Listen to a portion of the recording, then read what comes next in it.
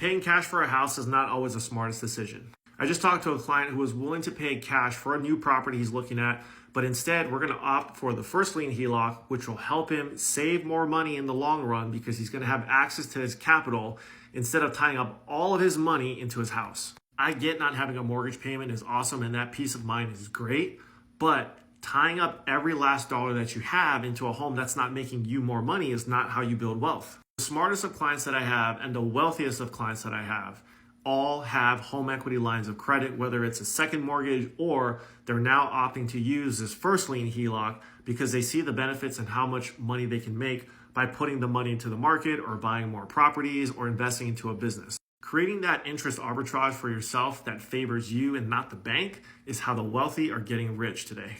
So instead of paying $435,000 in cash for this house, we're going to put 10% down because it's going to be his primary residence. We're just going to make a comparison to a 6% mortgage rate today. His average take-home pay between him and his wife is about $10,000 a month, and we're going to take half of our proceeds and we're going to sink that back into the HELOC, which still gives us access to this $200K. The other $200,000 he can put into a savings account or find another investment for the time being. At the end of the month, $10,000 goes in. We've got about 40% left over, which is $4,000. So when we look at this loan, I don't really care about this here because we would never take the loan out for 30 years. So we're going to borrow $391. We're going to pay that off in 34 months.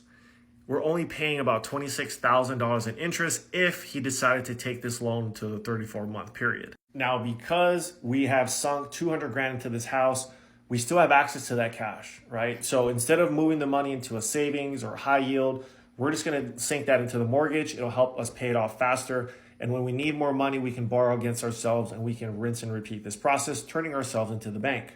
Average interest rate on the HELOC is 8.3%. But remember, interest is calculated on the average daily balance, which we're only paying $26,000 in interest, which is the equivalent of having an effective APR of 0.44%. That's how smart money works. Using the HELOC to make yourselves more money, create more passive income for you today.